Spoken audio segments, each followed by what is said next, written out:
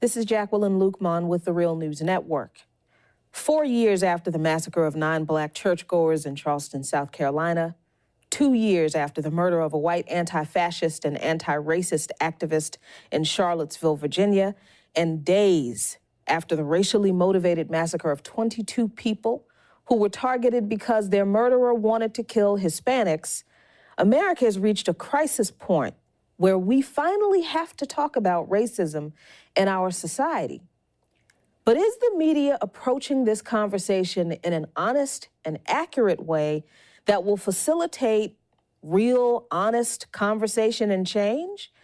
And if the media isn't, how do we expect to overcome an issue we can't even get right in the discussion? When the president said in one voice, our nation must condemn racism, bigotry, and white supremacy, that was a step further than the president has taken in the past. But in this case, he brought up that shooter. He said these sinister ideologies must be defeated. And he really did set a different tone than he did in the past when it comes to condemning this hate. Here to talk about this with me today are Dylan Rodriguez, Dr. Dylan Rodriguez. He is a scholar, activist, and teacher who has written 3 books, including the forthcoming book, White Reconstruction. Dr. Rodriguez is a professor of media and cultural studies at the University of California, Riverside. Welcome, Dr. Rodriguez. Hey, good afternoon. And with me in the studio is Eddie Conway. Eddie is a former Black Panther and a producer here at the Real News Network.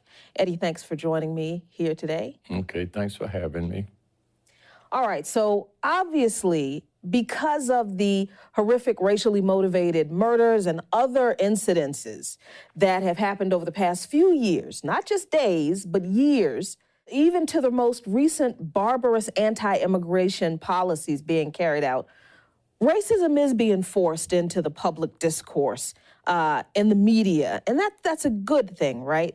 But does it seem that there is a fundamental lack of understanding about what racism really is in that discourse, Eddie? Well, yes, I think the way it's being presented is that each one of these incidents is a one-off incident. I think it's this person was retarded, or this person had some kind of personal problems, or this person had difficulties adjusting in society, and it's an aberration, when in reality there is a underlying philosophy or white supremacy of all of these particular incidents, and it's about economics, and it's about the ruling class, and how the ruling class is managing to maintain its position in America by divide and conquer. And I think the media doesn't look at that, and doesn't look at in whose interest it is to have people fighting with each other because of their ethnicity. I think and of course the media is owned and controlled 85% of it by the people, corporations that run America, that run the world.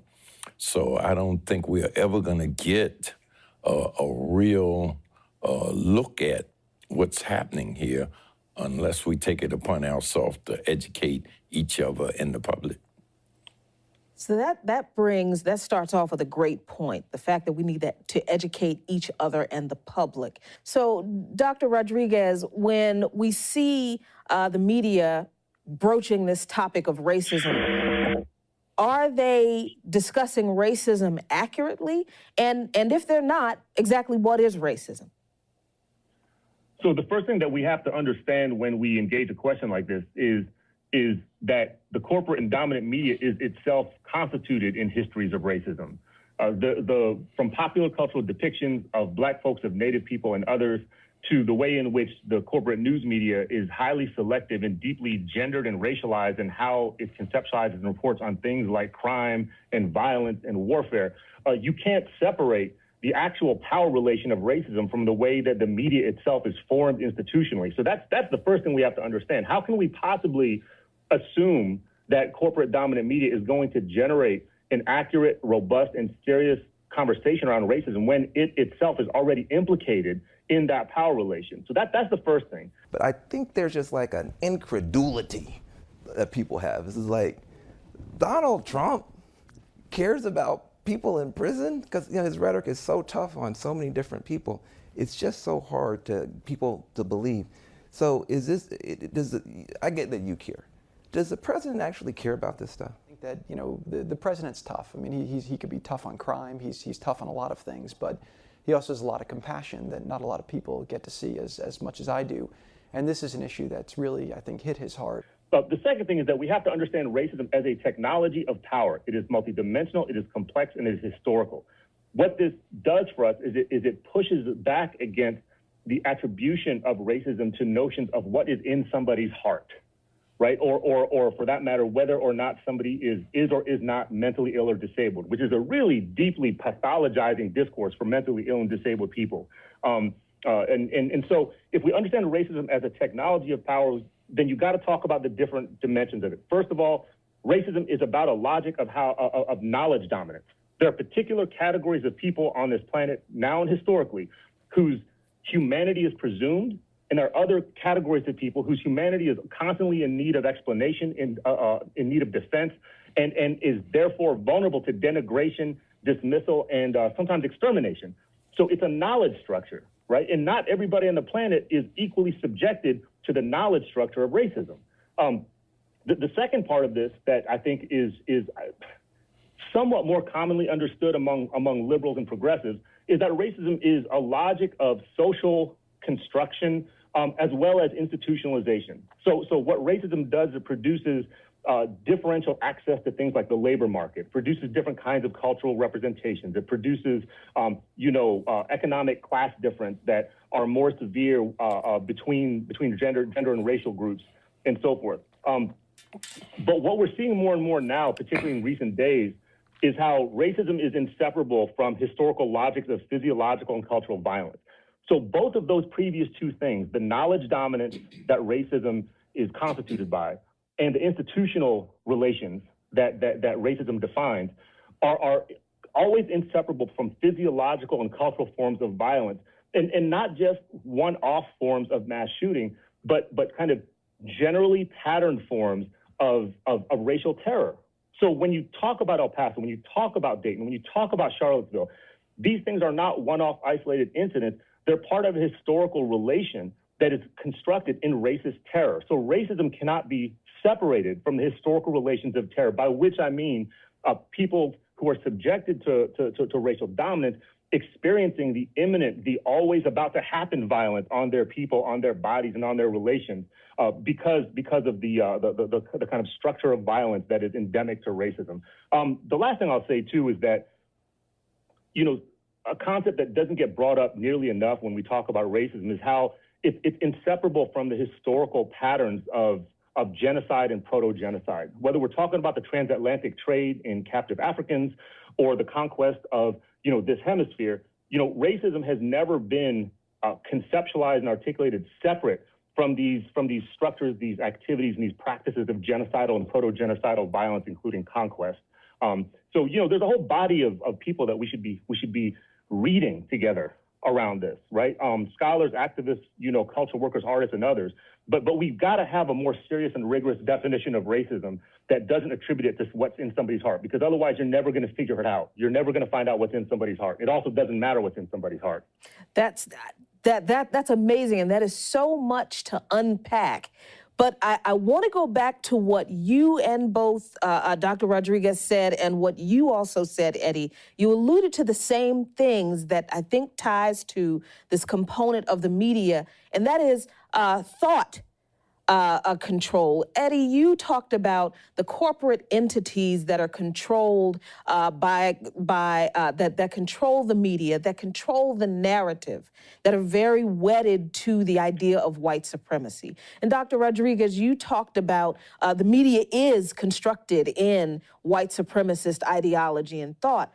So then that not only serves, and Eddie, I want you to correct me if I'm wrong, but that not only serves to mask our understanding of what racism really is, and how deep it is and how wide it is, the breadth of it and the long history of it.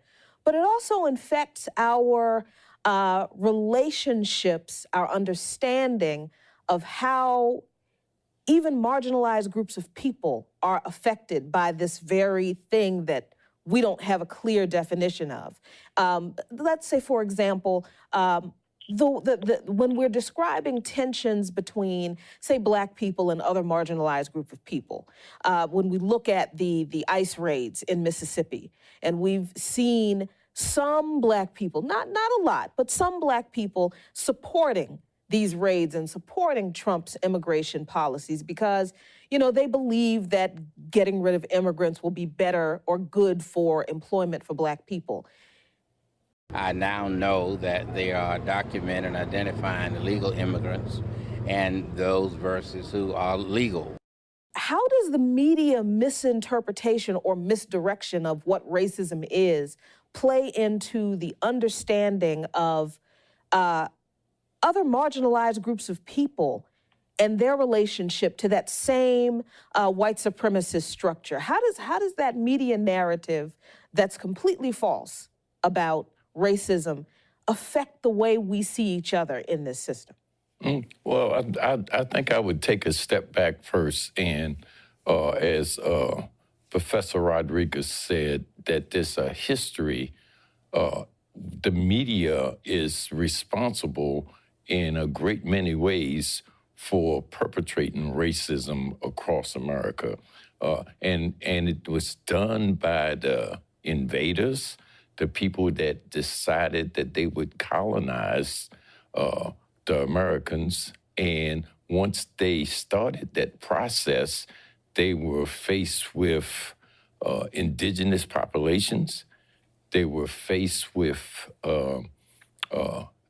enslaved Africans, which they brought with them. And they were also faced with indentured servitude people, part of their populations they brought with them. And they were faced with this collection of populations that coordinated, organized, ran away together, rebelled together, interacted together. And it narrowed down their ability to protect and defend themselves as they encroached upon people's land and people's lives and liberty. So the media, they used the media to create this mysterious white race. Before it was Italians, before it was Spanish, before it was Germans, before it was British, before it was Danish, Polish, etc. Right, or Christians and non-Christians at some point. All of a sudden it became white, and it became a white race, and it was a collective of all of these different groups, and their nationality disappeared, and they became a new nationality, and they used the pen to spread that idea, spread that propaganda. And they used those early papers in the 16th, 17th, 18th century to demonize the Chinese, the indigenous, the Blacks, and anybody that supported those groups. And in the process of doing that, they gave value points. If you were a part of the white race, you were definitely civilized, superior, noble, etc. If you was part of the native population, you were savage, albeit sometimes a noble savage if we wanted to marry your daughter, right. But a savage nevertheless.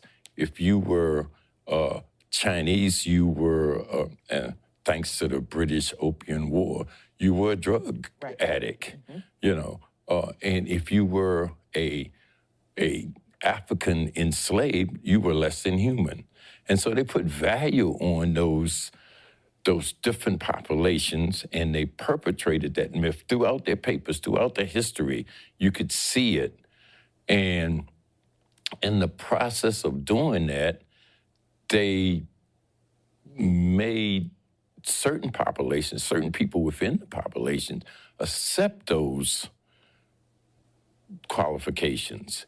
And start to look down upon each other. Well, I'm better than you. Well, I might not be there, but I'm better than you. And at the same time that we're doing that, the ruling class was constantly telling their population of whites that they were better than all of those other groups.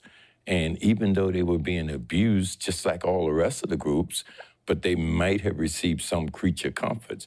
But all of this came through their use and spread of the media. And the history of the media, like Dylan said, is one of creating this racism and endorsing this white supremacy.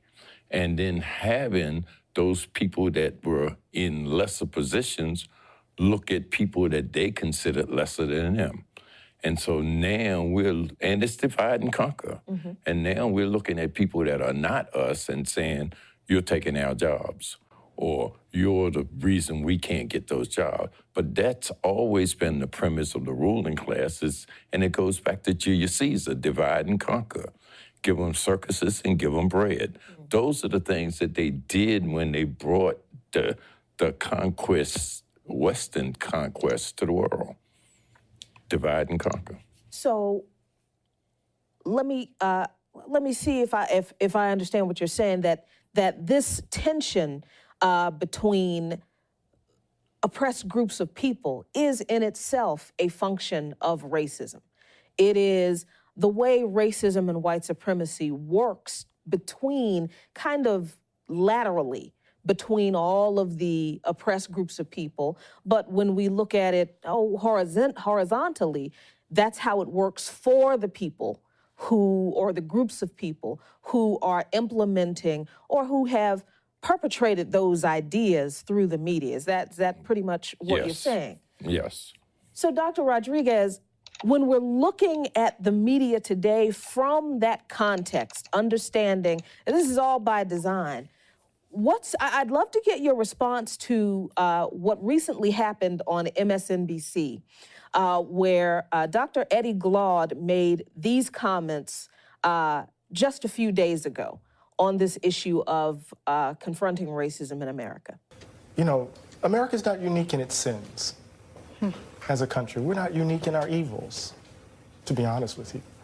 I think where we may be singular is our refusal to acknowledge them and the legends and myths we tell about our inherent, goodness to hide and cover and conceal so that we can maintain a kind of willful ignorance that protects our innocence. See, the thing is that when the Tea Party was happening, we were saying, pundits, oh, it's just about economic populism. It's not about race. That what was driving the Tea Party were anxieties about demographic shifts, that the country was changing, that they were seeing these racially ambiguous babies on Cheerios commercials, that the country wasn't quite feeling like it was a white nation anymore. What we know is that the country has been playing politics for a long time on this hatred. We know this. So it's easy for us to place it all on Donald Trump's shoulders. And if we're going to get past this, we can't blame it on him. He's a manifestation of the ugliness that's in us. I've had the privilege of growing up in a tradition that didn't believe in the myths and the legends because we had to bear the brunt of them. Either we're going to change, Nicole, or we're going to do this again and again, and babies are going to have to grow up without mothers and fathers, uncles and aunts, friends, while we're trying to convince white folk to finally leave behind a history that will maybe, or embrace a history that might set them free from being white. Finally. What else? Lord help us. So, Dr. Rodriguez, what are your thoughts on the fact that Dr. Glaude said what he did on corporate media, and what is your response to what should happen now? What are we supposed to do? What do we do with that incredible moment? Well, I think we need to take advantage of the space that it creates to generate a real serious conversation about how white supremacy is structuring liberal and progressive discourse, as well as kind of the Trumpistas and the far right. This is what is, I think, vastly missing from the national conversation around white supremacy and racism. There's a weird way in which I think white liberalism and multicultural progressivism have disavowed white supremacy of a particular compartmentalized type in order to distance their own political and cultural formations from implication in the very same logics of domination, violence, chauvinism, nationalism, racial nationalism, and everything else that we generally affiliate with the far right. So what Professor Glaude is helping us do, I think, is to push the conversation so that we think about white supremacy in its totality, to think about racism in its totality, that this is something that implicates the Obama administration in a different kind of way, but it overlaps with the Trump administration. This is not unique to 2016 to 2019 and forward. It's about generating a larger conversation about how the people who presume themselves to be the friends of anti-racist and liberationist, queer and trans activists and other kind of folks should not be presumed to be their friends. We need to think about how it is that these forms of violence and power permeate liberalism. They permeate the progressive community as well. And I now stand before you as the top cop of the biggest state in the country. No offense, Eric Schneiderman. We have this notion that somehow if you're poor, you cannot do it. Poor kids are just as bright and just as talented as white kids. Wealthy kids, black kids, Asian kids. No, I really mean it, but think how we think about it. I wish we had time to continue this conversation because we definitely want to talk about why we need to have this conversation in the context of economics, in the context of classism and militarism and other isms that a lot on the progressive left, Dr. Rodriguez, I'm glad you brought that up, like to say is more important, are more important issues than racism. So maybe there are other conversations we do need to have on this topic, but for today, I want to thank Eddie Conway for being in the studio with me. Okay, thank you. And thank you so much, Dr. Rodriguez, for joining us from California. Thank you, and we should do a part 2 and a part 3 and a part 4. Mm-hmm. And maybe if we're having an honest conversation about this, the parts will never end until we at least get a mobilization, a grassroots mobilization that's as effective as the white supremacist one that exists. I don't know, but we will see. In the meantime, thank you for watching. This is Jaqueline Luqman with the Real News Network from Baltimore.